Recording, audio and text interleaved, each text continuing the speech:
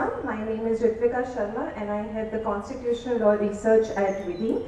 And as someone who researches the Constitution and constitutional law for a living, one of the key components of my job is to consistently and continuously reflect on the founding ideas of the Indian Constitution, articulate and identify challenges to those founding ideas. And the way I look at it, we're in 2022, which is the 75th year of India's independence, and it is as good a time as any to appreciate the Constitution, sort of unearth the challenges it faces, perhaps even question the Constitution and critique the document itself. To that end, my colleagues, researchers at the Vidhi Center for Legal Policy, have authored a position paper which is titled One Nation, Many Parts, a paper that we are officially launching today, and for the interest of the audience, it's going to be up on Vidhi's website very soon, and you can all, of course, read it. Allow me to take a couple of minutes to talk about what this paper does. So we embarked upon this paper with the considered belief that India is one nation with many parts. And this plurality of parts manifests itself in the multiple religions, languages, governments, and voices that exist in India. Now, consistent with the multiple parts that I just spoke of, four of the many values that the Constitution espouses or was founded upon that we choose to focus on in this paper are secularism, federalism, multilingualism, and liberty. These are the four values that we focus on in this particular paper.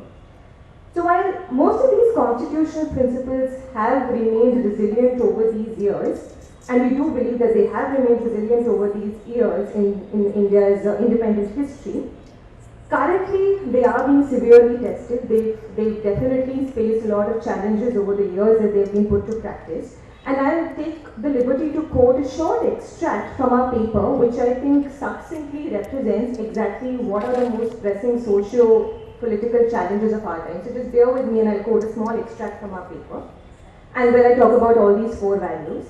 We say in this paper that federalism has often been reduced to an academic concept when powerful union governments dismissed state governments led by opposing political parties. Threats to secularism have been endemic since the communally charged days of partition and are even more acute today. Hindi imposition was a real possibility in the early 1960s when the honeymoon period for the usage of English was coming to an end, and the possibility has continued to come up intermittently since then. And the space for liberty, which is best captured through discordant views, independent opinions, and free thinking, has been fast shrinking. So we firmly believe, the researchers at Vidhi firmly believe that we are now at an appropriate time where these challenges, it's neither too early when these challenges are purely academic, nor is it too late where these challenges have become insurmountable. And to understand what the constitutional vision of secularism, federalism, multilingualism, and liberty is, perhaps it will serve a timely reminder to us at this point in time. Essentially, given the present state of affairs, this is an opportune time to identify and articulate challenges to these visions and develop an evolved vision of what these ideas ought to mean. A vision that essentially reflects the spirit of plurality that defines India as a nation and where opposites cohabit and mingle, and a spirit that must continue to be reflected in the Constitution over time. Besides doing all of this, this paper also marks the beginning of a multi-year research project that Vidhi is undertaking. This project is going to be on the Constitution, its relevance, its need at a crucial moment in India's independent history. And we're going to be working on several subjects, and some of those include the right to equality and the right against non-discrimination. We'll also be talking about compelling concerns regarding representation with respect to carving of electoral boundaries. We'll also be discussing issues concerning accountability between different layers of government. So it's going to be a plethora of topics, and hopefully we could have a more engaged discussion about that at a later point. I'm hearing myself saying a lot that this is a research project that Vidhi will be doing, but as an organization, we genuinely believe that good research, especially if it concerns a theme like the Constitution and constitutional law, is always a collaborative effort. And I'm hopeful that in the years that this project actually takes shape, we will be able to partner with, collaborate with, and talk to other individuals as an organizations who are as deeply passionate about the Constitution as we are. In fact, some of the ideas that we propose in this paper are rather preliminary, and the intent is to actually start a conversation to develop a more articulate vision. And I'm also hopeful that we do our bit to take the Constitution closer to the people, introduce it in mainstream discourse, so that the collective vision for India as an inclusive republic, inclusive democratic republic, is truly collective and not something that only a single organization or a group of organizations abide by. I'm very grateful to Dr. Kannabiran for being with us today. Thanks very much, Dr. Kannabiran. And needless to say, we are both delighted and honored to have you discuss one of the key themes that actually comes up in the paper also, which is secularism and the Constitution's secular credentials. Many thanks also to Alok for joining us in this conversation. Alok is in fact one of the authors of this position paper, and it actually makes me very happy to know that you're here as part of this conversation, so that some of the thoughts and ideas that we put in the paper can actually reach out to the wider audience via you. So thanks a lot, Alok. I'd also like to quickly chip in a short thank you note for my colleagues at Vidhi who played a crucial role in researching as well as writing this paper. They're not present, they're not physically present here today, but it's only because of their sheer commitment and enthusiasm that the paper has taken the shape that it has. For the benefit of the audience, I must mention that the paper is going to be up on Vidhi's website. It's titled One Nation, Many Paths, a position paper on the Constitution of India, and I urge everyone to read it. In fact, please feel free to reach out to us and with any questions, thoughts, comments, concerns also, if at all, about the paper, and we'll be very happy to engage in a discussion. Before I sign off, I must also take a moment to thank Vikram and the entire team at Manthan India for facilitating this event and for helping Vidhi kickstart this set of public-facing events on the Constitution. Of course, needless to say, your support has been crucial with respect to all the on-ground help that we needed to have this event in a city that we do not live in. So thanks a lot for that, Vikram. I'll not stand between the audience and the speakers for any longer, and without much ado, let's jump into what promises to be a very compelling as well as engaging conversation on Indian secularism. Thanks, everyone.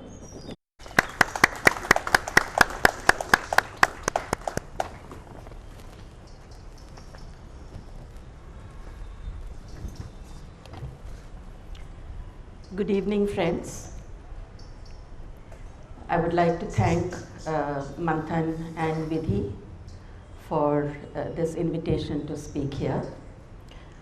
It's always a pleasure, and this location, like I was telling some friends here, has very, very memorable recollections for me. Both my daughters studied here for 14 years, and I have been in this very space every year, twice a year, so coming back here has always been a pleasure. I'm also very happy, in a strange kind of way, happy and sad to be speaking on the subject of secularism today. Happy also because Tista has secured bail, and that has been a major concern, but also sad because of the directions in which we have gone. It gives me great pleasure that my co-speaker today is Alok, who was in my classroom 20 or so years ago. And we are meeting after all these years, and it is a real pleasure and a moment of pride for me to be able to share this platform with him. Thank you, Vikram, as always, for the invitation to speak and for the opportunity to share my views. And thank you all for being here. I looked at Vidhi's position paper, and I think that what I say more or less traverses the terrain that the position paper does, although in a very, very different way. I've called my talk today Resurrecting Remembrances of Secular Values in Our Past's Presence. I begin by quoting extracts from the Preamble to the Constitution of India. We, the people of India, having solemnly resolved to secure to all its citizens justice, social, economic, and political liberty of thought, expression, belief, faith, and worship, equality of status and of opportunity, and to promote among them all fraternity, assuring the dignity of the individual and the unity and integrity of the nation." Unquote. I offer my words today to honor the indomitable and continuing courage of Bilkis Banu, and offer my unconditional and lifelong support to her cause, in full recognition of the harms and profound suffering and loss she has lived with, and in admiration and awe of the 20-year-long lonely battle she has waged in defense of secular values for a democratic India. The values of human dignity, integrity, life, liberty, justice, and a shared humanity that transcends narrow parochial constructions of belonging tethered to religion, excluding all else. For 30 or more years, I have supported and counseled women who have suffered domestic abuse and violence across class, caste, and faith.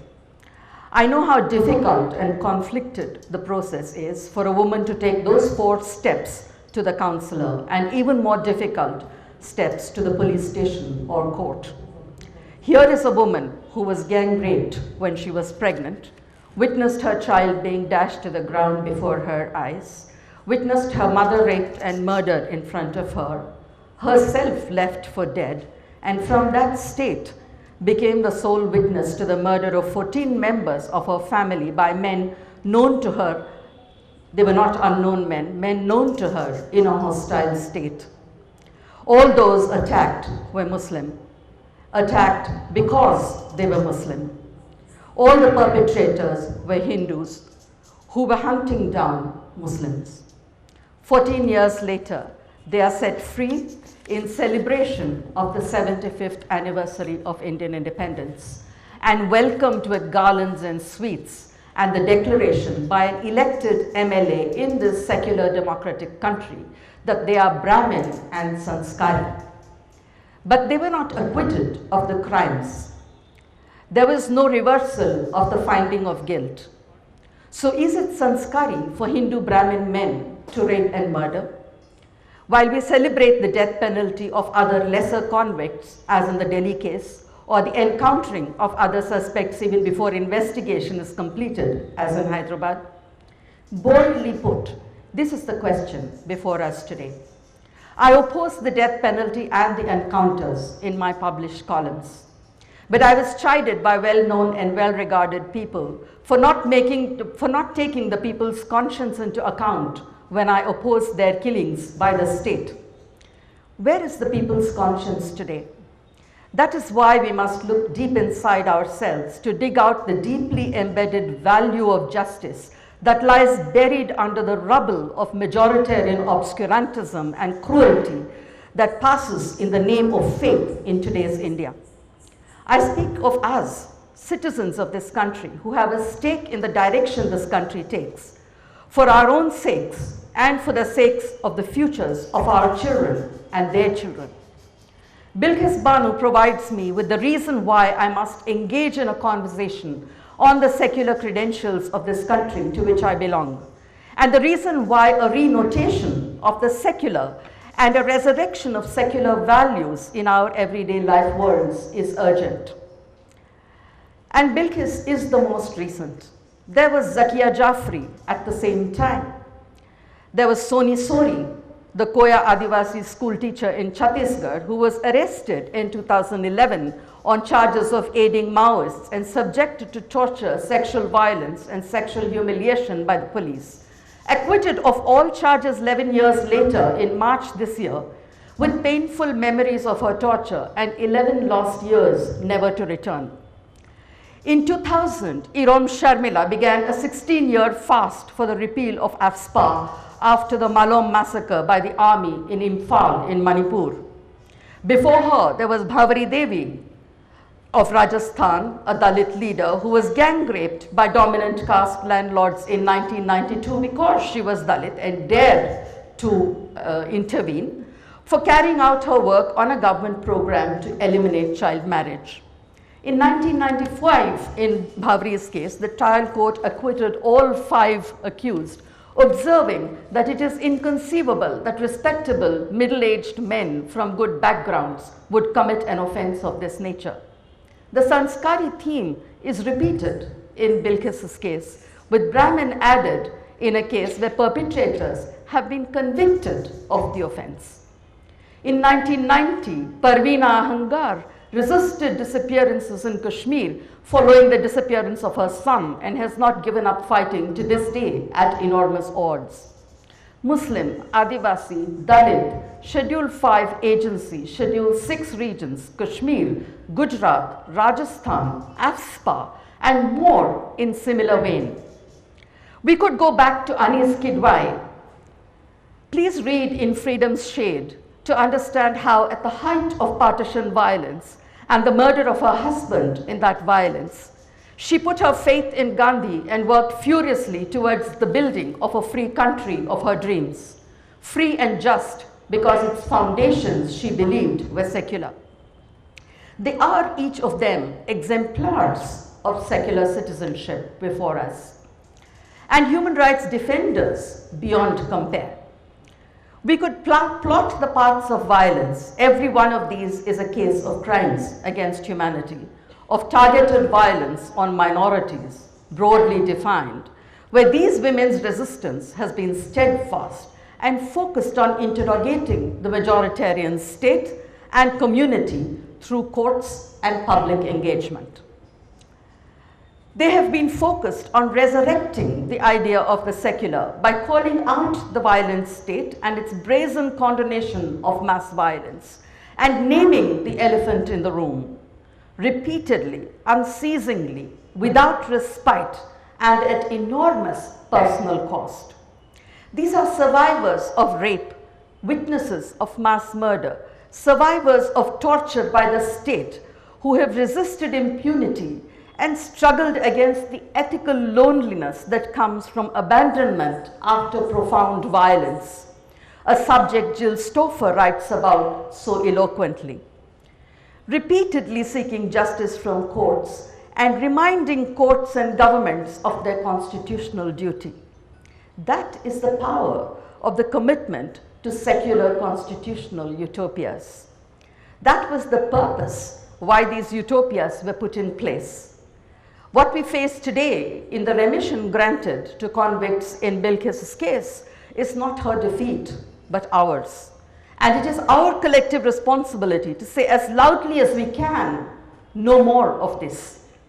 Therefore, rather than speaking of secularism, I speak today of secular in its adjectival form as an attribute of being, thinking, and doing, individually and together, in the everyday, here and now, to build what we have been dispossessed of without our even realizing it. Riveted to the triumphal pageantry and hubris of the rulers, we wear shrouds that block our sense and sensibilities of convivial living and the value of justice the Constitution opens with. At rock bottom, this is what it means to be secular. And these are the ideas I work around in my current work on the Constitution, the place of violence and the ethical responsibility to confront it. As I was thinking of Bilqis this past month and the grotesque spectacle of the remissions, I kept getting reminded of two passages that I have quoted in other contexts that kept popping up in this utterly shocking sanskari visuals. Lines penned by Tarabai Shinde in Stri Purusha Tulana in 1882 and by Jyotiba Phule in Gulangiri in 1885. Please bear with me while I read to you these excerpts and you will see why. Tarabai Shinde. What does Stri Dharma really mean? It means always obeying orders from your husband and doing everything he wants. He can kick you and swear at you, keep his horse, get drunk, gamble with dice and bawl that he's lost all his money, steal, commit murder, be treacherous, slander people, rob people's treasures and squeeze them for bribes. He can do all this, but when he comes home, Sri Dharma means women are meant to think, oh, who is this coming now but our little Lord Krishna who's just stolen the milkmaid's curds and milk. And then smile at him and offer their devotion, stand ready at his service as if he was Paramatma himself. But how can people go on believing the idea of Sri Dharma once they have begun to think about what is good and bad? They would change their ideas straight away, wouldn't they? Unquote. I will return to the idea of Dharma briefly before I conclude. We are these days fed overdoses of banal representations of myth, both narrative and visual. And even the most learned among us, while we might cringe inside, nod our heads sagely for others to see, for fear of the mob.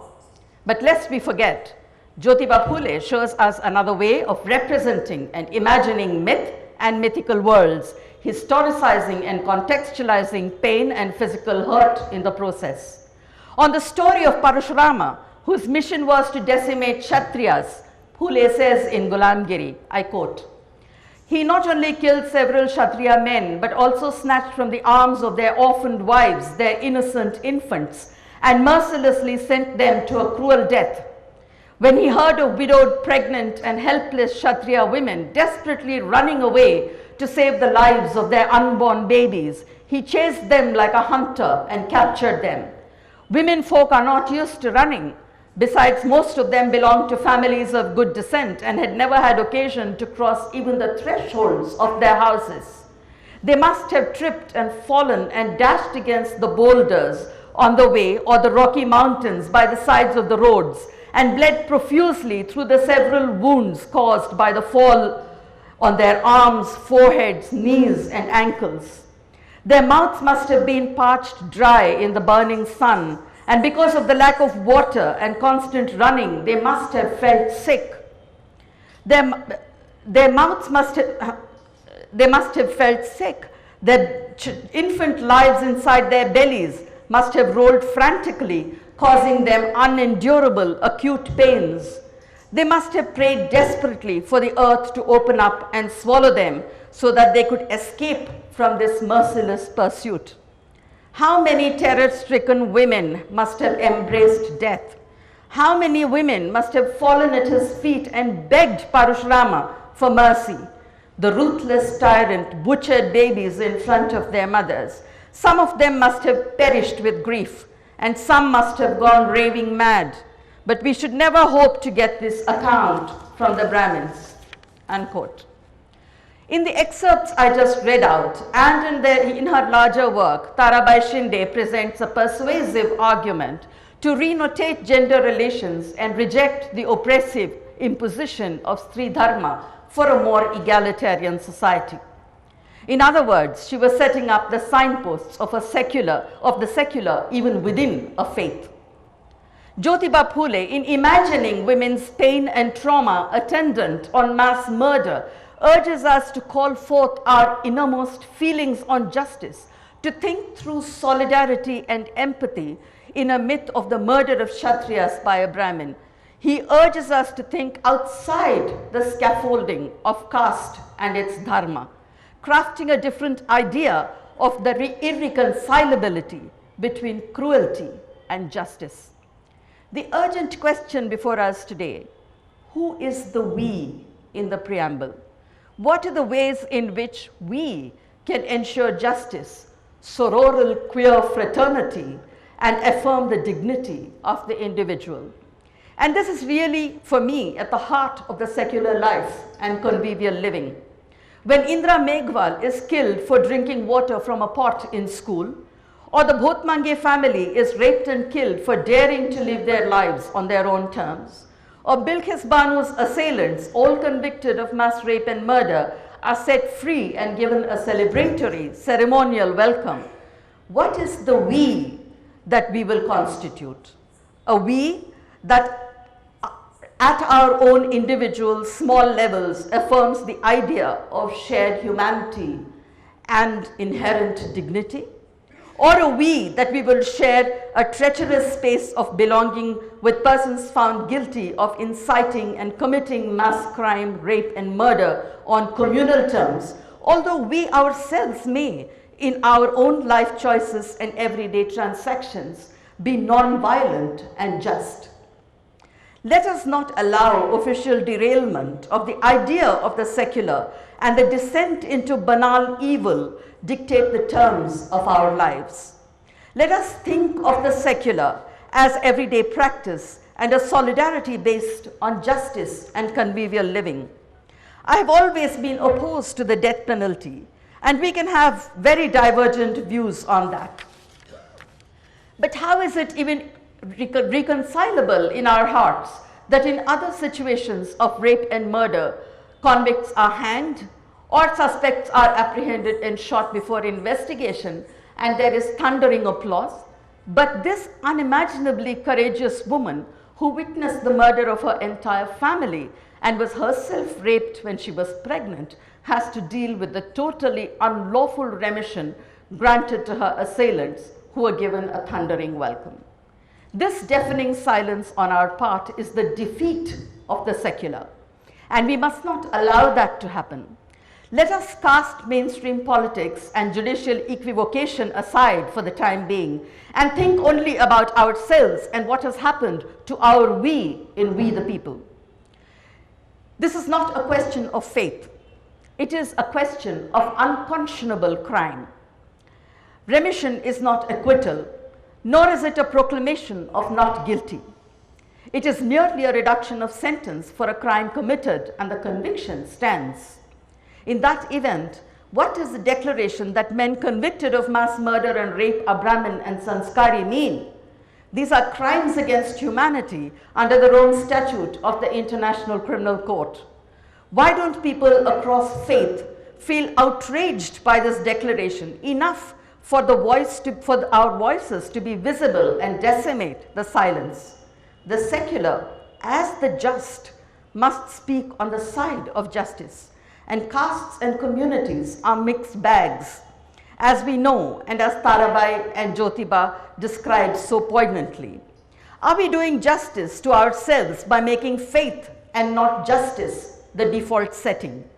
For even for the believers among us, speaking up against individual perpetrators is not a betrayal of faith. It is the ultimate affirmation of faith and its fellowship in a shared humanity. It is the affirmation of the value of sororal queer fraternity in a convivial nation. Shall we allow the armed robbery of our most cherished values of justice by a weaponized mob and state?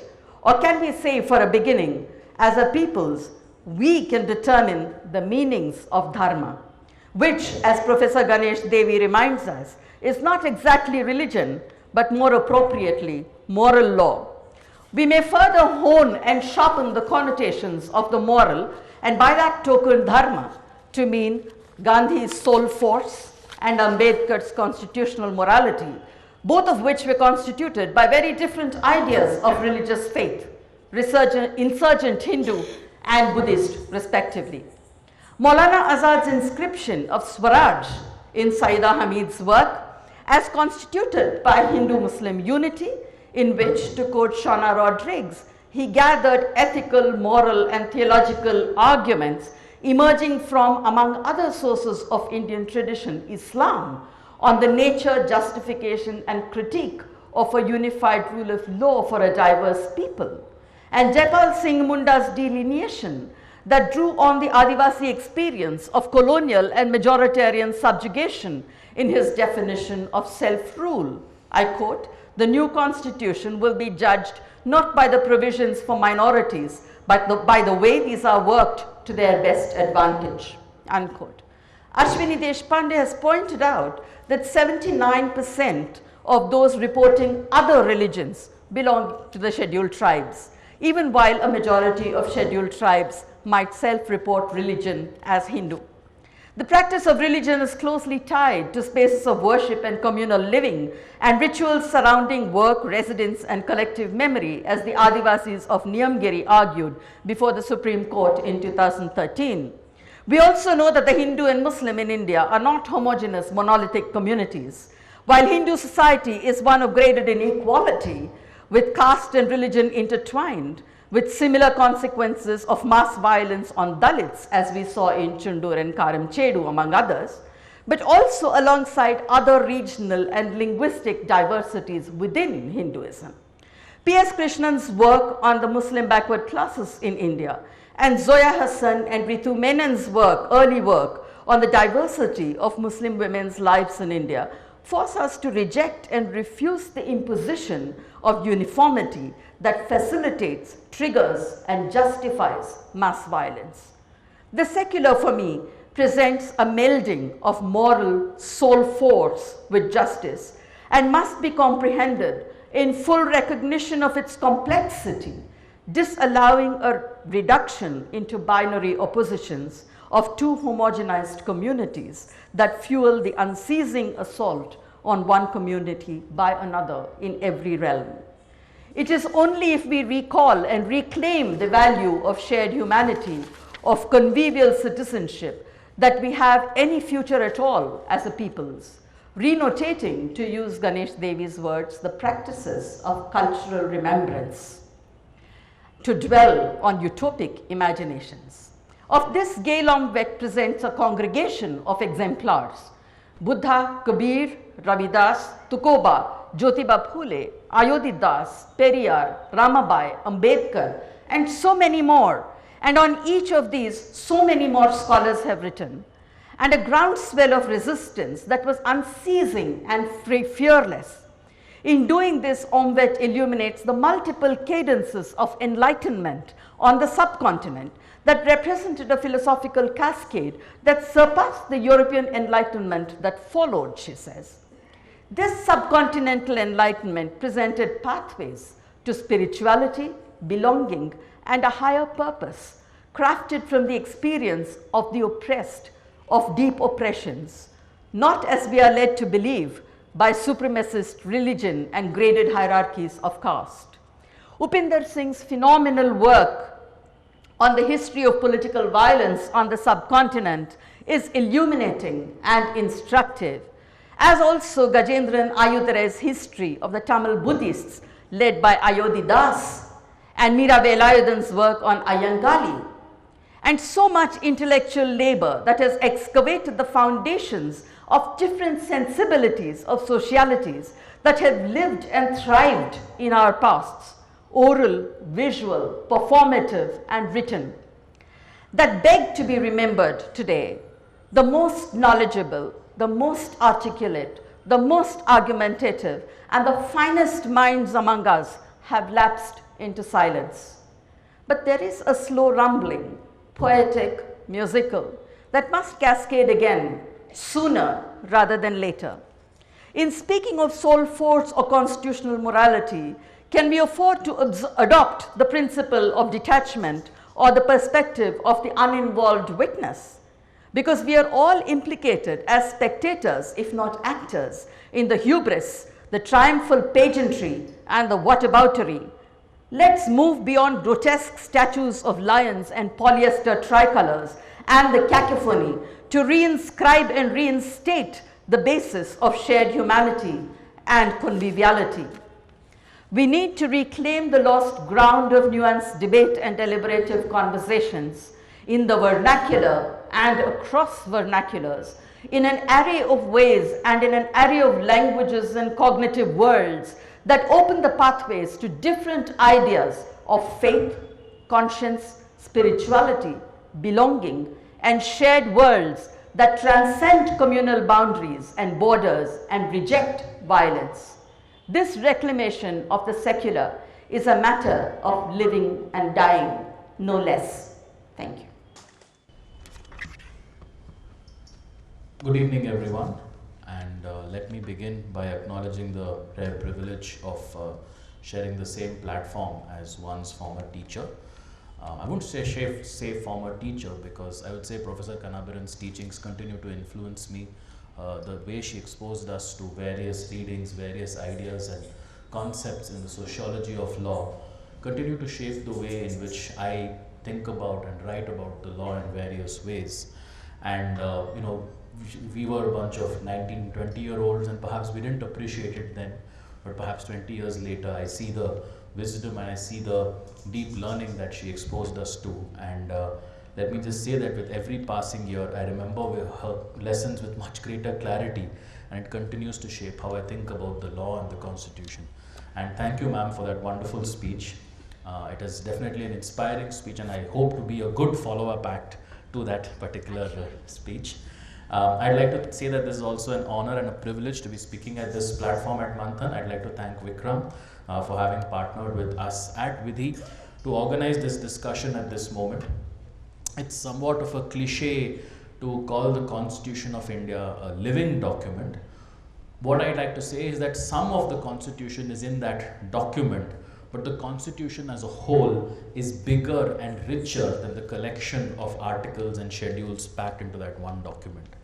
And fundamental to understanding the Constitution is a proper understanding of the principles which breathe life into it. And to this end, as Ritvika has mentioned, we have written that position paper on 4 principles which we believe underpin the Constitution, one of which of course is part of today's discussion, which is secularism.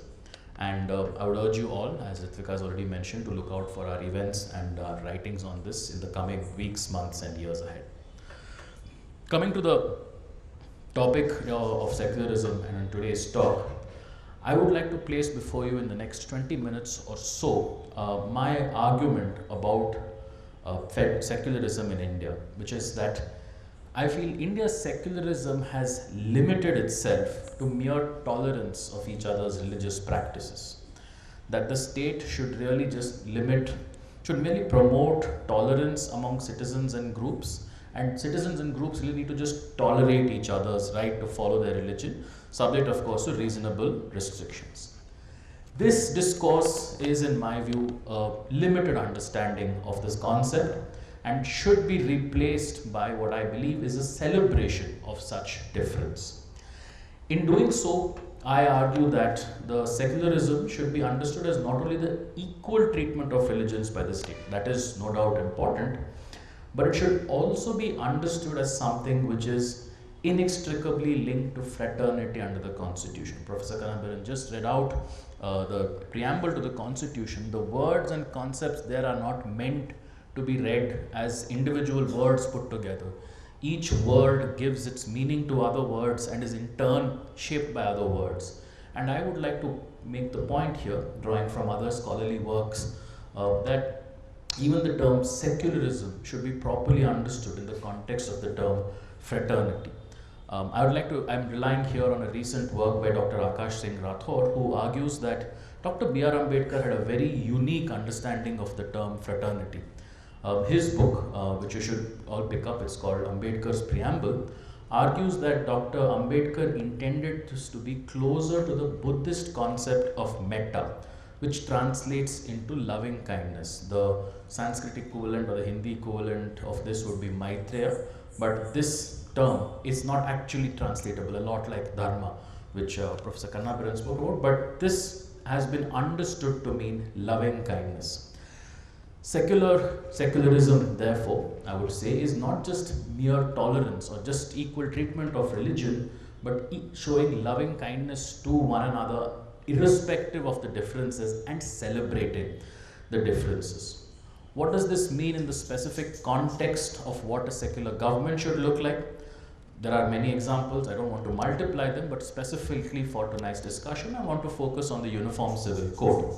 And what I want to say is that a uniform civil code can never be imposed on any community in India, no matter the intention. Rather, the idea that the Uniform Civil Code can be only one law which governs all Indians in all matters of family is not even one which the constitution makers necessarily had in mind, certainly not Dr. B.R. Ambedkar. In my would like to argue that we don't have to choose between having religious personal laws or a uniform civil code, and that there is a possibility for the both to coexist, and the discussion should ideally be focused on how can we reform religious personal laws and how can we ensure that a uniform civil code caters to the needs of all communities, of all persons, and creates an inclusive environment in the context of family law. I'll be quoting a little bit from an article that I recently wrote for the IIC Quarterly in this respect, and other articles that I have written for the Economic and Political Weekly and Deccan Herald. So let me just begin by a quote which lawyers are quite familiar with, but the general public is not. But this is perhaps one of the more seminal passages in a judgment. I'll come to the judgment once I read out the paragraph. As stated above, religious tolerance and equal treatment of all religious groups and protection of their life and property and of the places of their worship are an essential part of secularism enshrined in our constitution. We have accepted the said goal not only because it is our historical legacy and a need of our national unity and integrity, but also as a creed of universal brotherhood and humanism. It is our cardinal faith. This passage comes from the judgment of the Supreme Court of India in S.R. Bommai versus Union of India. Everybody quotes this judgment usually in the context of federalism, but it is also a judgment which enshrined secularism as a basic feature of our constitution. It, of course, dealt with the dismissal of state governments which had promoted the Ram Janmabhoomi movement, resulting in the destruction of the Babri Masjid. And when those governments had been dismissed, saying that they violated their oath to the constitution, the Supreme Court upheld the dismissal of such governments. While the Supreme Court's judgment was right, I'm not disputing any of that, their framing of secularism, one which everybody quotes as this is what secularism under India's constitution means, is a little limited. And we see the limitations come through in the first sentence itself: religious tolerance and equal treatment of all religious groups. The term tolerance itself, if we were to take it in the context of the regular English language, when you're tolerating something, you're not necessarily very happy about it. You tolerate noise, you perhaps tolerate bad food on occasions, and you sometimes tolerate something that you can't wish away. When you're saying I'm tolerating something, you're getting over your own discomfort or dislike of something, but learning to live with it. Is that really what was intended in our constitution in the context of secularism? A lot of this idea of tolerance actually comes from Western political philosophy.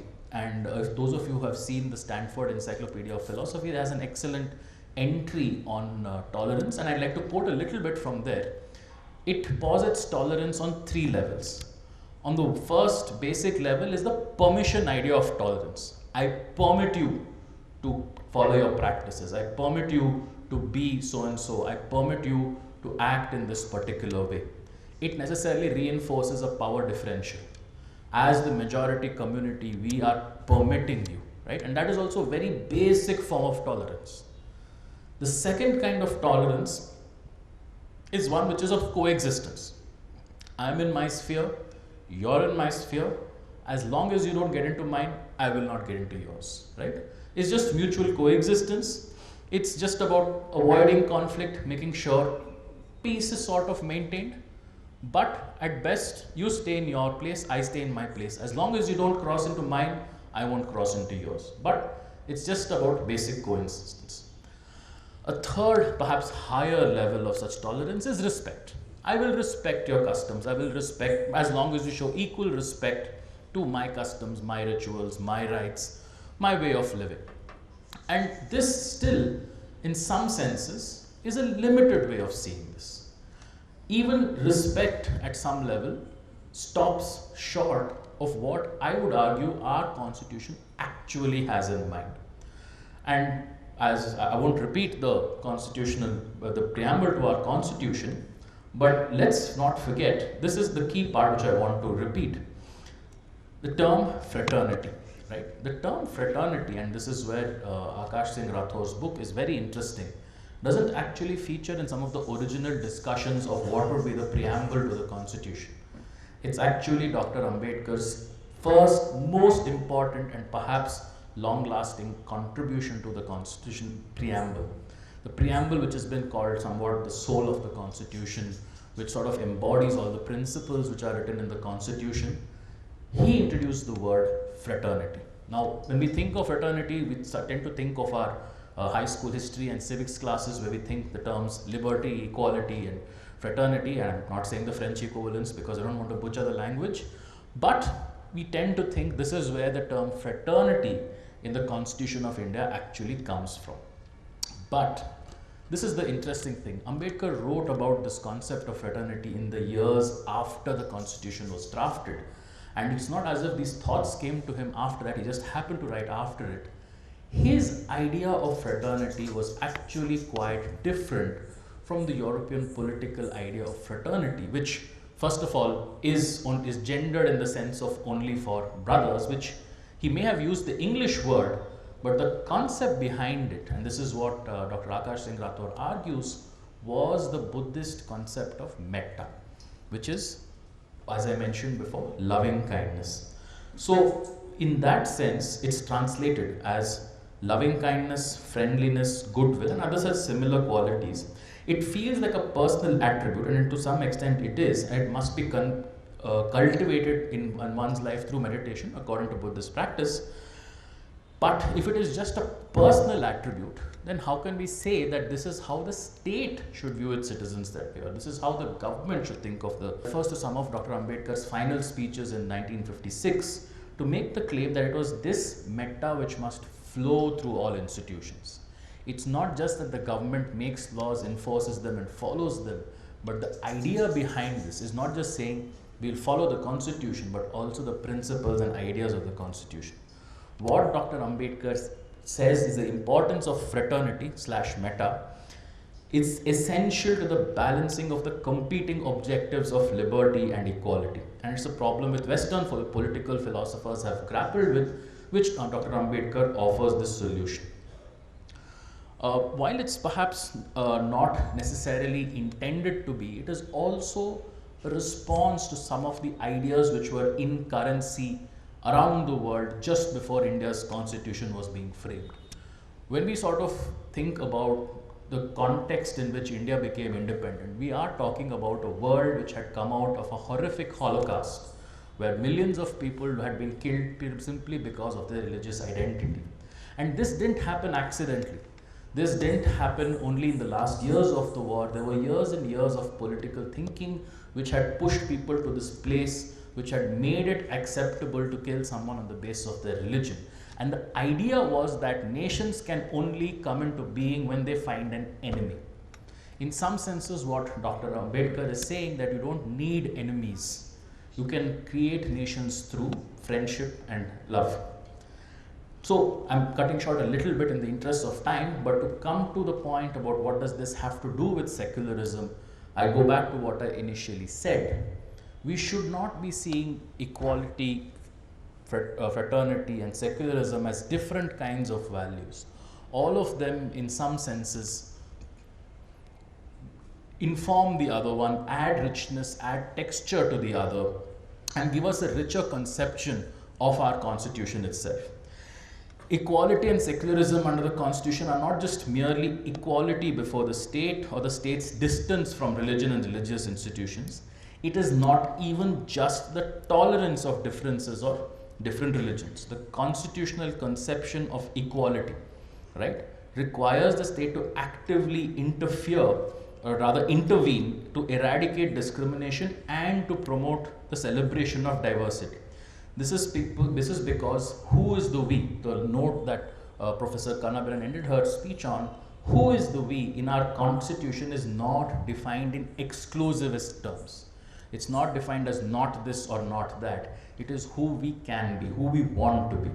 There's been defined in some senses on the basis of this Ambedkarite notion of metta or maitri, or the loving kindness towards all of humanity.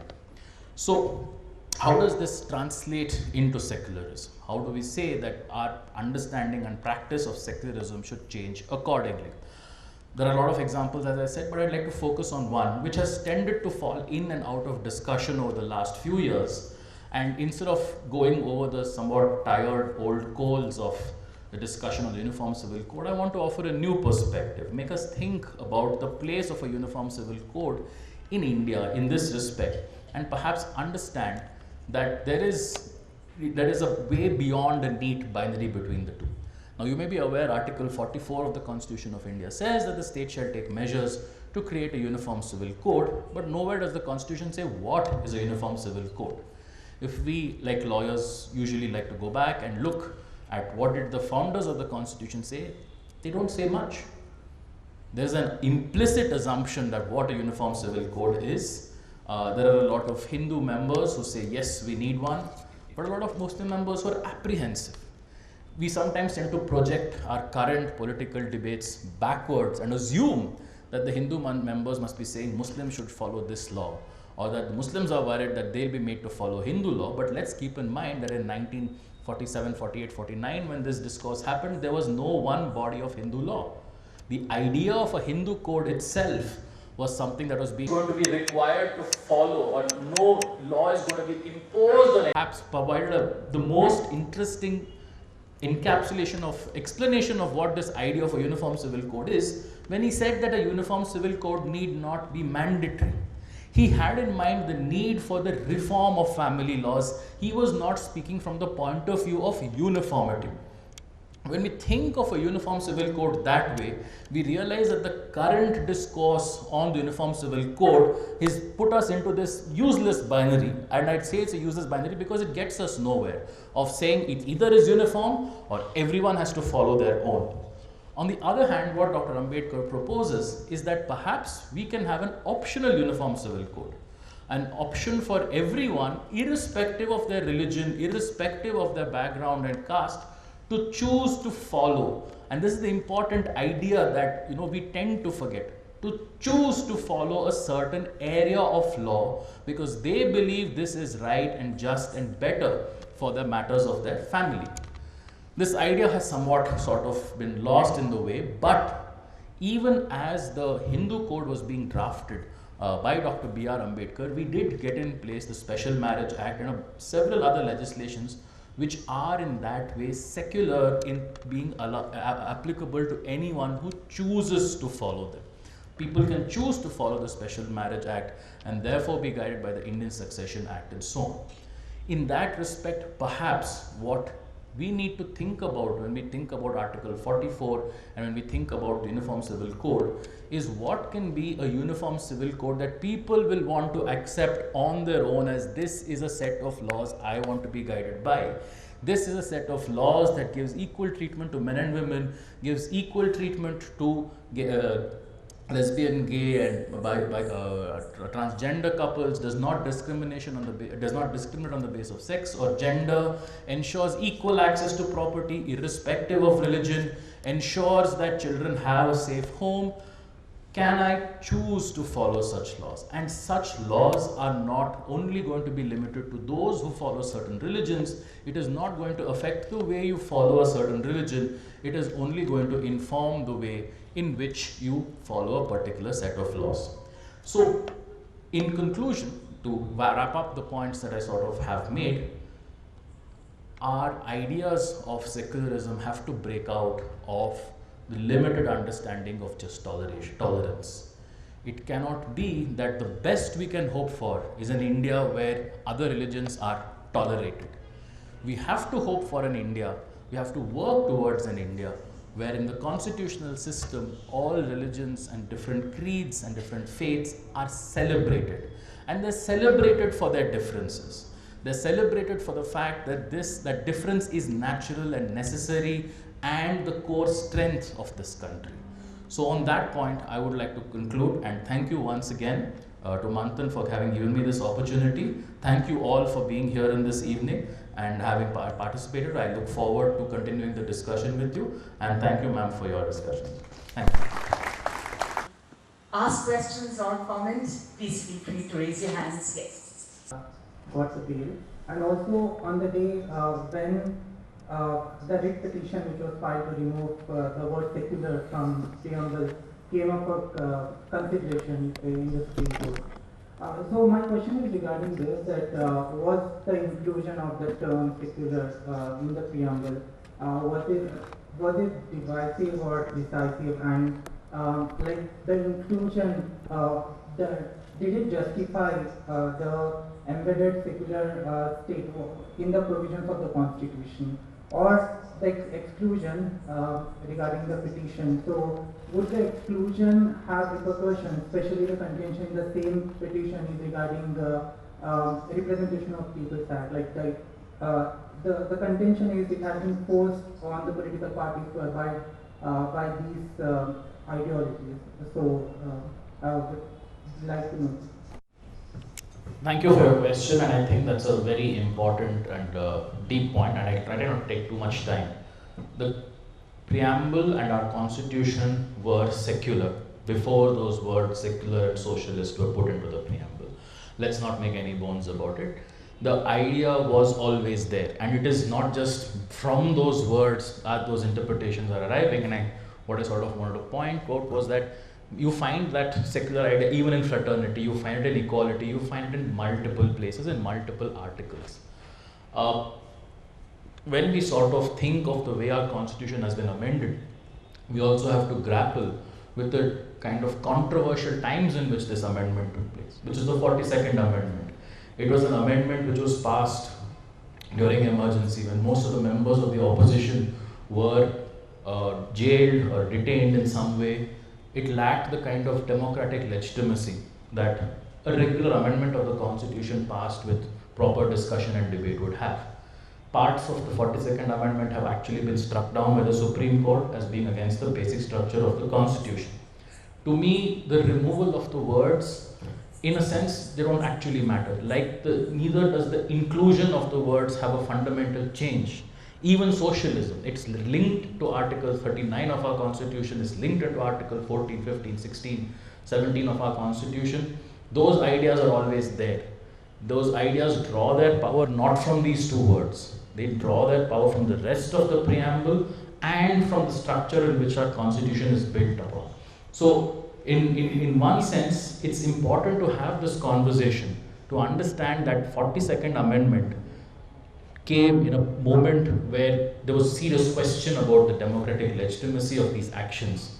But we shouldn't assume that only because those words give meaning to the rest of the Constitution. Tomorrow, take it, leave it, that's fine.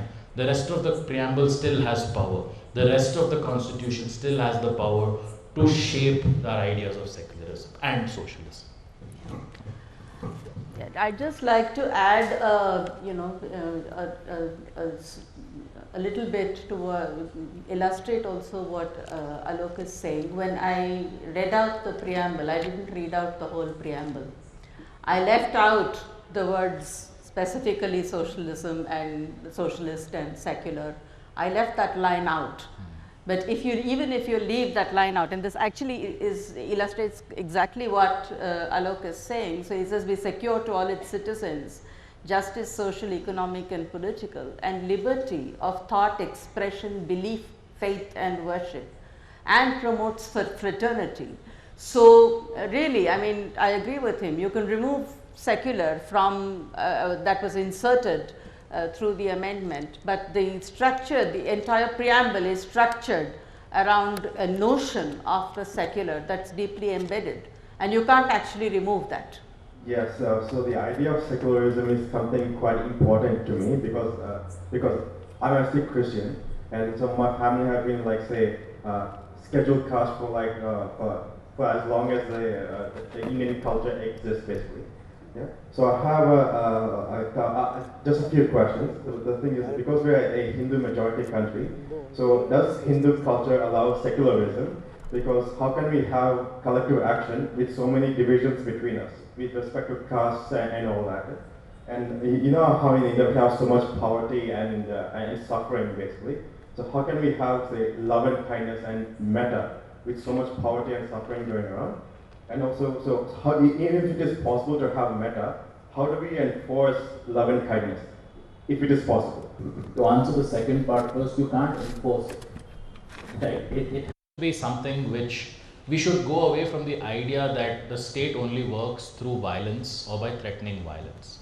And this is the fundamentally what was at the heart of Dr. Ambedkar's idea, and it's something much better explained in his own speeches. If I have to give a gist of it, his idea was that we shouldn't see the state as the set of institutions which coerce us into doing something. It is also a set of institutions which is ours at the end of the day and should believe that it belongs to the people of India in some ways. And it impacts the way in which the government also functions. So when we say the word enforce, it goes somewhat contrary to the idea that this is a state or set of institutions which should show this idea of loving kindness in the way it functions. On the first part of the question also, let's also keep in mind that when Dr. Ambedkar was writing, or even when the Buddha was writing, they were exactly dealing with the problems that you just mentioned. They were dealing with the they were dealing with the problem that you have enormous suffering and you have enormous poverty around you. You don't want to offer an escape. You don't want to offer violence as the answer. You don't want to offer despair as the answer. You want to offer hope. You want to offer hope and say, where does our future lie? So in that sense, and I won't say I'm a scholar in Buddhism or entirely in all of Dr. Ambedkar's writing, but in the sense in which how the state functions and how it strives to function according to the constitution, it should not just see its duty as keeping people out of violence or just out of poverty. It should also see its duty as promoting this fraternity among people. That its duty should also be to ensure that people live together harmoniously. And in as much as, to quote the Bible, man does not live by the bread alone, people also, apart from getting their socioeconomic needs met, they also need to feel they're part of community and society, and that can only be built if this particular feeling, this metta, can pervade through society and through the way in which the government functions. That's broadly what I was trying to say. You had said that Dr. Ambedkar proposed this uniform civil code as an option, and individual religious civil codes should exist. Would that not create another set of division rather than actually unify people? Because the more religions you have, the more divided we become, the more different laws you have in a family. Two people choose to follow one law, two people choose to follow another law. How does that unite people?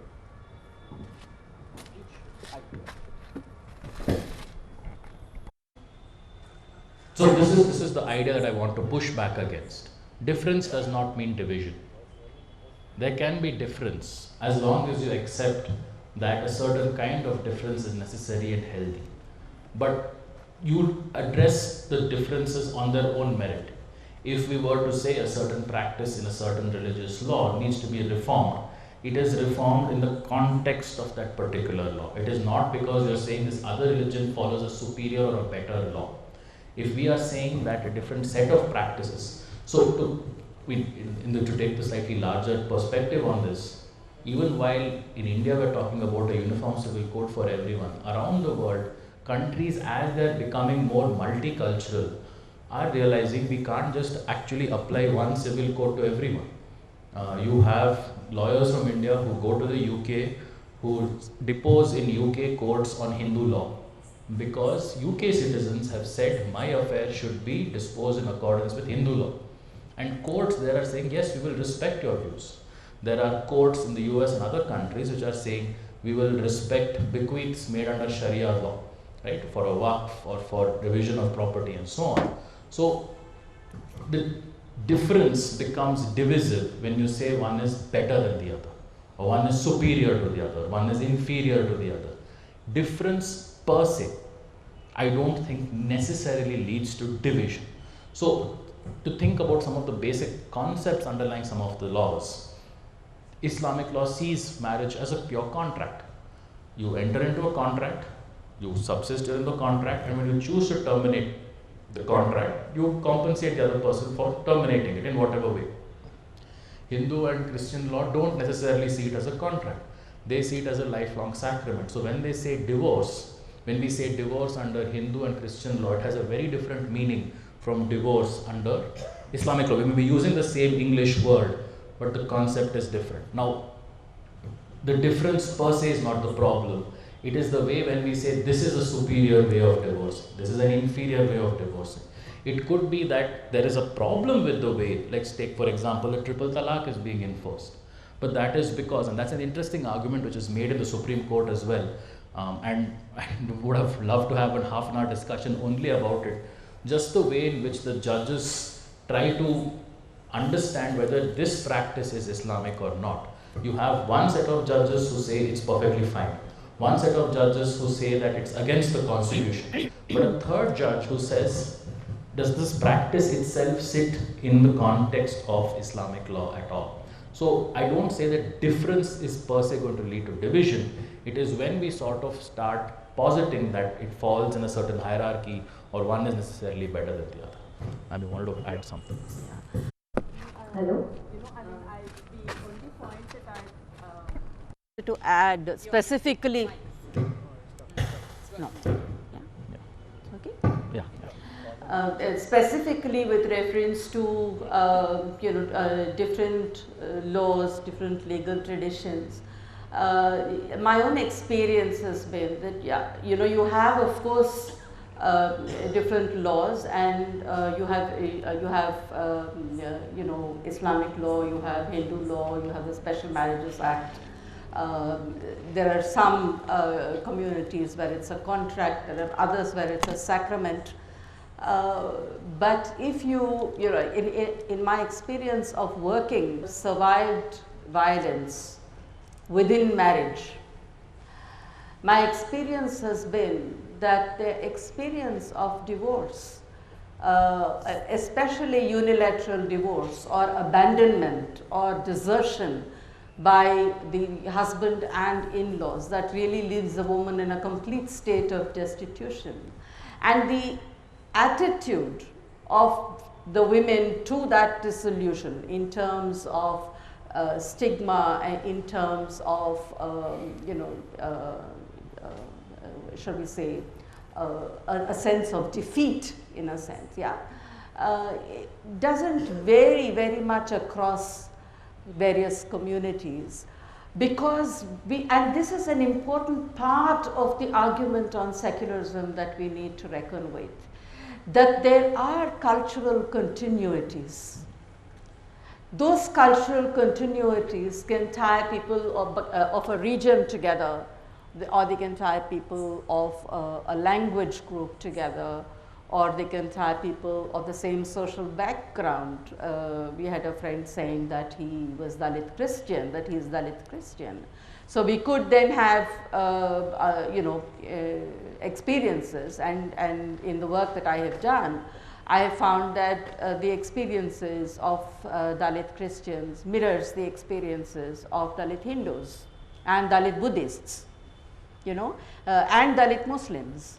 The experience of exclusion, poverty, discrimination, segregation derives from a cultural order, which is why the argument on secularism is also important. Don't reduce in our own cognition of difference, in our own cognition of diversity. It shouldn't be that we reduce all the source of all difference and diversity to religious belonging alone, because religion intersects. And I think that that idea of intersectionality, the idea of intersecting channels of belonging, is really something that we live through in the everyday. So laws are important. It's important to negotiate them. It's important to understand them. But we have to understand that those laws are set in a historical and cultural context, which gives them meaning that we need to comprehend. So my question is for Alok sir. You've spoken about how we should look for loving kindness and not just for tolerance, and I completely agree with that. But then looking back to what Ambedkar had written in States and Minorities in 1945, one of the clauses he spoken about separate settlements for Dalits. So the reasons he gave were like twofold. So one was that as long as there's an identifiable section of Dalits, they will be discriminated against. And secondly, the way the regional, the placement is of the Dalits to the outskirts of the villages, they were being denied resources. And if we look at research until the present day, we still see that a lot of rural areas have such a structure. So while I agree that we should have loving kindness and that we should have fraternity, and as Kalpana ma'am has also spoken about the various crimes and violence committed in the name of religion, in the name of caste, in the name of gender, and its intersection. How are we supposed to strive for loving kindness? How is it going to look like in action in a country, in a situation where we are unable to even find tolerance? Thank you. That's the challenge, right? Because if it was so simple, we would have done it by now. And to be very honest, I think even Dr. Ambedkar was developing this, which is why it's unfortunate he passed away in 56, because when you get a sense of his writings and speeches in the last few years, he is in the process of developing this idea. He's in the process of saying what we should do, right, specifically to do that. And I think there's no manual for it, let me put it that way. There's no simple manual which says if you do this and do this and do this, yeah, we'll all be loving and kind to each other. It is hard and it is probably a generation's worth of effort. But if we aim for it, even if we fall slightly short, there is still something that we want to push towards. My fear is that simply settling for tolerance, we start setting the bar lower and lower and lower. When you mentioned Ma'am Teesta's this thing, and it is something that I sort of say that we are celebrating a bail order. Exactly. But that's what it's come to. That's what it's come to. We're celebrating a bail order? Yeah. An interim bail order. An interim bail order, yes, to clarify. So, if we don't push further, and I can't offer an immediate solution, perhaps, but I want that idea to percolate, and that idea to percolate gives us something to aim for when we are undertaking this discourse on on secularism, when we are saying that this is what we think India's society should look like, because my fear is a lot of discourses, this is what it looked like in the past. And all of our ideas of past are hugely romanticized. We ignore whether we say this government was bad or that government was good. It is based on a very limited reading of the way governments have acted and the way societies have been. So, any discourse, I think, on secularism should look to push the boundaries further, should look to push to say, we should not be happy with just tolerance. We should push forward for this celebration of our differences, to accept and account for and enjoy the idea that a society can have diverse, different members, not each living in their own little hole, but interacting without informing the way the other thinks and changing and always being changed, being open to that. That is what makes for a healthy, vibrant, democratic society.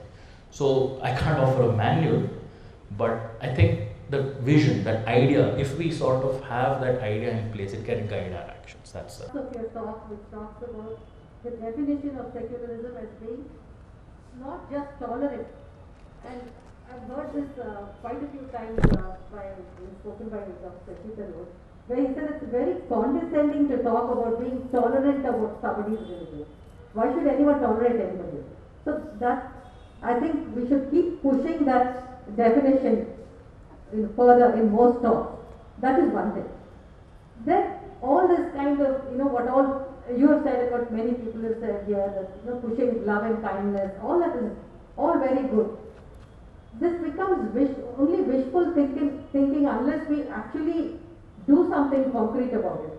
Now, I don't know when I read this, many years ago, somewhere in Singapore, I think in Singapore, there is a law where you cannot have members of only one community living. I don't know, I think it is in Singapore. So this is also something connected to what she has said. I also feel very strongly when I feel groups of the same community ghettoized, be it Dalits or Muslims, or you have these large sprawling slums where you have members of only one community. How do we break? We definitely need to break that, because I say that all this talking is going to get us nowhere, but concrete action on at least one front has to be made. We grew up with Parsis, Anglo-Indians, Muslims, and so many people in our neighborhood, and that is why I think the way I do. So that is something that we need to take really concrete action on. First of all, I would like to congratulate both the speakers for making making very inspiring and convincing, enlightening speeches. However, with deep respect, firstly, I don't agree with the word secularism. I've never been able to understand it. Anyway, let us take secularism in the best possible meaning in which it is even erroneously taken. I think all lovers of secularism, especially intellectuals and leaders like you, will have to answer, मेरे रहनुमा मेरे राहबर न तू इधर उधर न बात कर ये बता कि काफिला क्यों लुटा. Why has secularism failed? And why has this dangerous and obnoxious situation come about in our country? Where did it fail? How did we fail and how can we rectify ourselves? Freedom of religion is wonderful. Freedom of religious worship is tremendous. But I think freedom of religious worship ends where my freedom to sleep peacefully begins. Where the freedom of my children to prepare for their examinations begins. You can't have namaz and you can't have qadar, the kirtan and bhajan and katha and all that when I want to sleep or when my children want to prepare for their examinations. There has to be some limit to religious freedom, even freedom of religious worship. This was not enforced. How can you just go on pampering communalism and fanaticism of all kinds and then hope that secularism will prevail? Sorry, I am doing out. I would like to really thank for initiating the conversation. My question is to both of you. So we are so conditioned to accepting the use of force or legalized force by the state and enforcing laws or even just maintaining peace, as they say, right?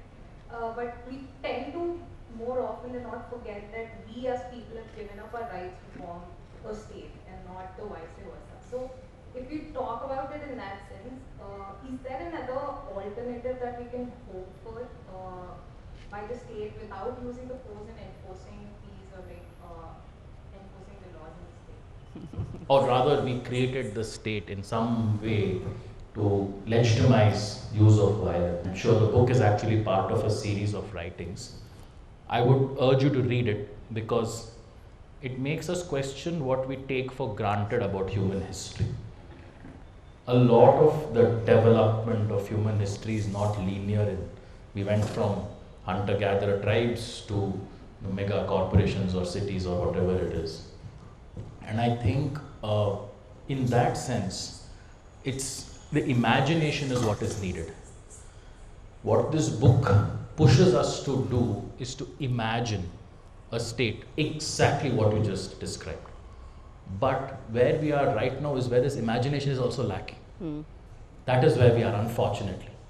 If we can first get this imagination going, that we don't need a state which uses violence against us or needs violence to enforce something, we can then start figuring out how to create it. But unfortunately, the way we understand human history, society and culture has locked us into this idea that violence is the only way that you can get anybody to do anything.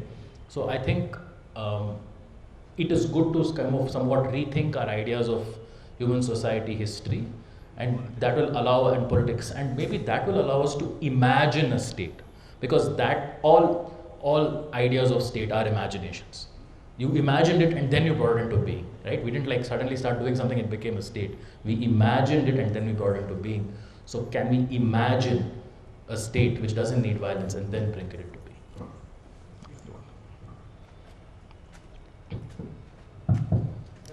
I like the idea of this tenet of my brain.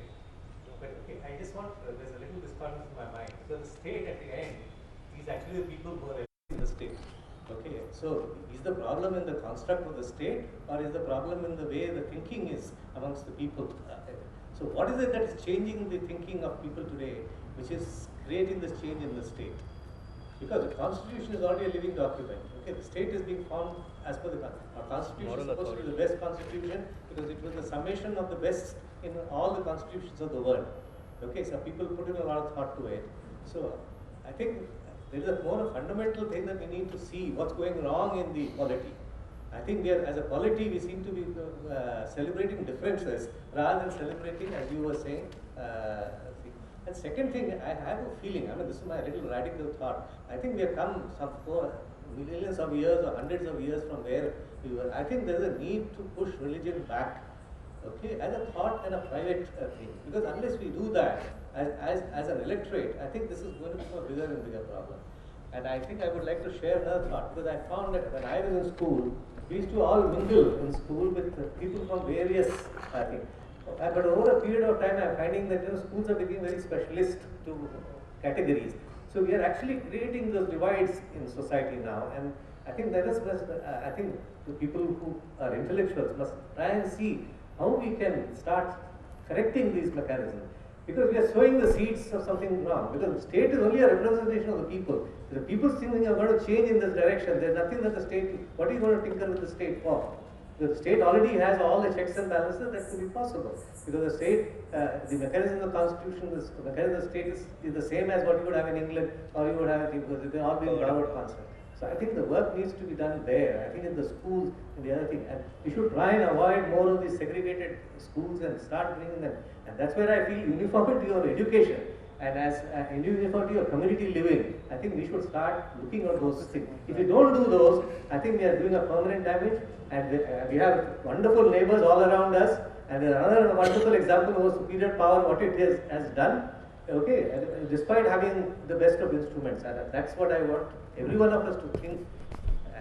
Because I just wanted to add one more point. Right? Oh, sorry. I just wanted to add, a person was talking about scheduled class, but I know of families where Brahmin boys have married scheduled class girls, or scheduled class girls, boys have married, okay, there's a lot of resistance, but it only happens in the cities where people are mixing around. So where there's segregation, this is a problem. So I think we need to focus on that. Yeah. Next question. I'm sorry, ma'am, I'm taking you back to the Vilpano case. So, India being the largest democracy in the world, and then suddenly this revision comes on the Independence Day, where the entire country was celebrating the 75th year of independence, and the PM has called it as Amrit. And then, don't you think that this particular remission of the rape and murder convicts, it has damaged the very morality of the Indian democracy, and don't you think that it has a very severe repercussions in the future? As a state, what are we actually conveying to the society? And as a society, as an ordinary citizen, I feel very helpless because I am at a very helpless state where I cannot do much. And as a society, how can we course correct this situation?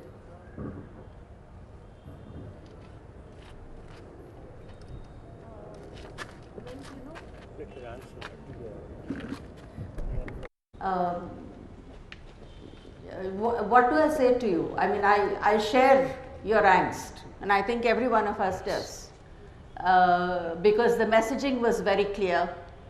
The intention was very clear, and what I meant to do today was simply to pose that question before ourselves, as you know, and I don't, in fact, even for instance, when you say intellectuals should put their heads together, I think every one of us should put our heads together.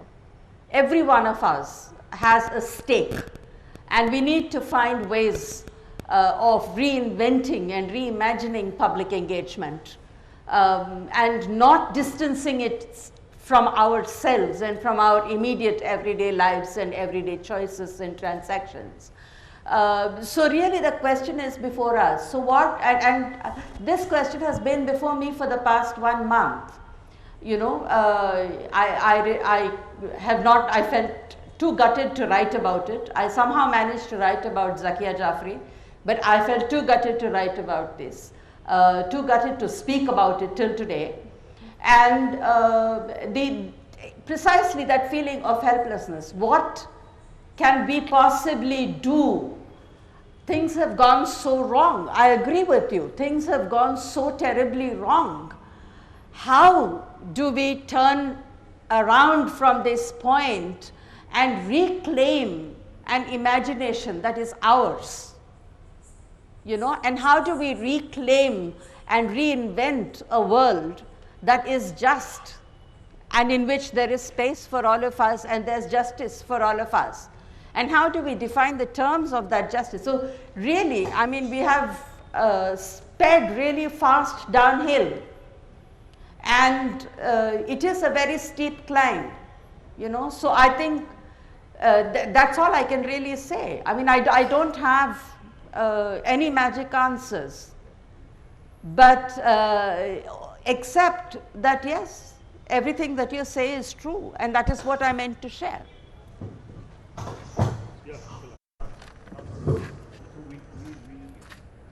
We discussed about love and loving kindness.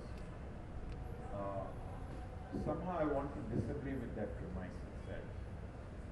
Every religious leader, starting with say Buddha that we've talked about so much, and even much before that, Jesus Christ and Gandhi and many others, have consistently preached loving kindness. Yet we've got nowhere. I mean, it's been 3,000-4,000 years of such preaching. The other thing is that conflicting to this is, I think, the sociological evolution of humans. We all come from some tribe or the other, and we take security in belonging to a tribe. And these tribes may have changed today as we live in the city, but we constantly seek some security in belonging to that. If I go to the United States, I see all Indians living in one gated community. They've completely driven away the locals, and they take pride in that. That there are 80 houses here, 64 belong to us, there are 16 of them left, and come back 2 years from now, they will be all Indians. So we need to find a solution that is a via media between these two, that can be loving kindness and also give me a sense of security. Pitching goals which are unattainable or utopian may get us nowhere but to violence. So, should we rethink this utopian concept of loving kindness?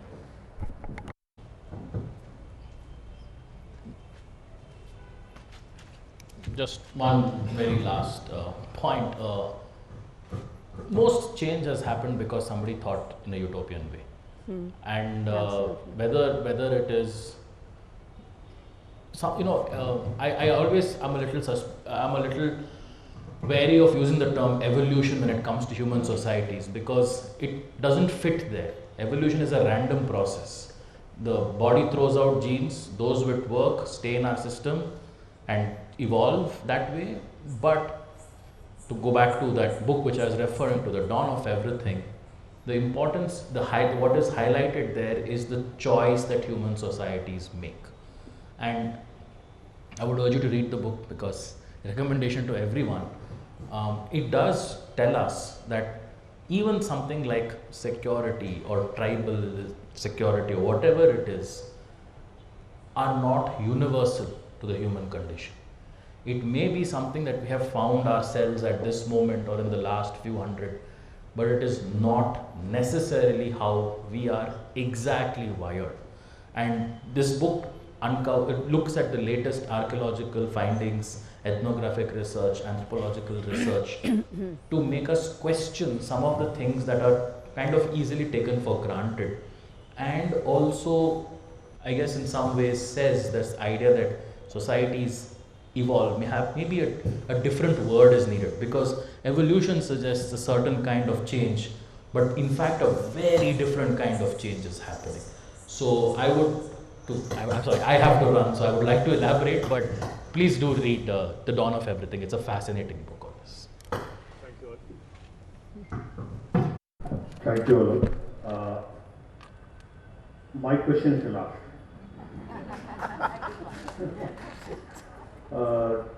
Maybe this value of secularism itself is an imposed value on our society, and maybe the present state is representing a majority view that we are not secular. Is that an argument at all? That's not an argument that I would go with for many reasons. Nor do I think the idea of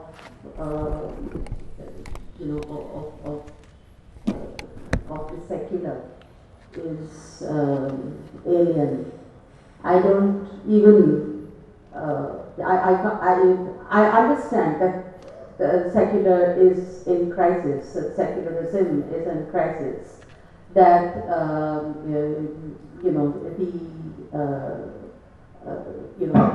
the ghettoizing and the violence and the hatred on community lines that we find so overpowering, and the fear that we find so overpowering today gives us a sense of defeat or of wondering whether we are in fact right in thinking that the secular has any place at all.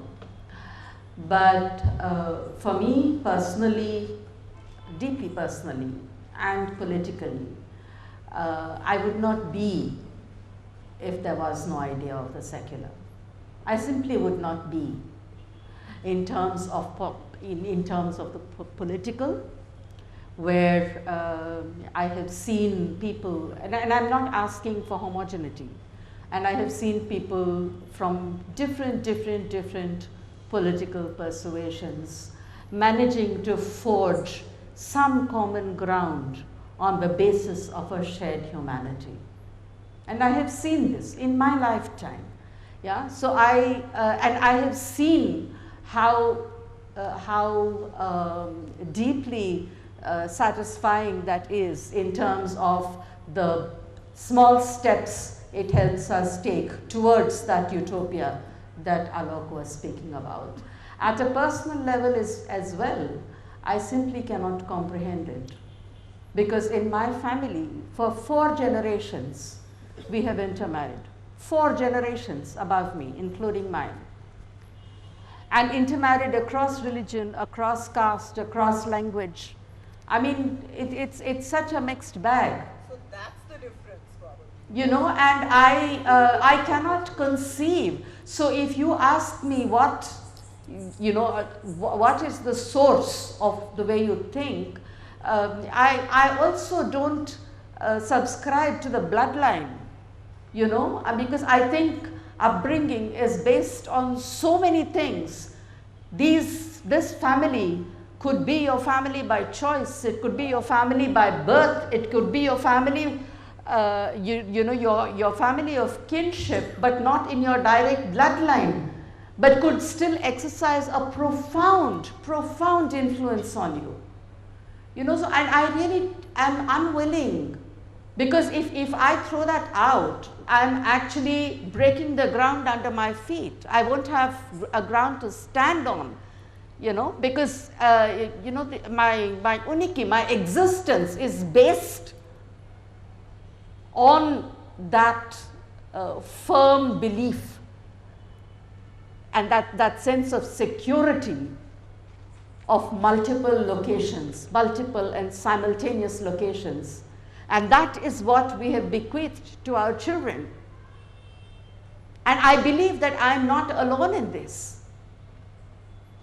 I know so many people, and there are so many people who are unknown to me, who I am sure share that very diverse, very plural, very different kind of space. So I'm not willing to gamble everything away in favor of polyester tricolors. I'm sorry. And I didn't hoist a polyester flag in my home.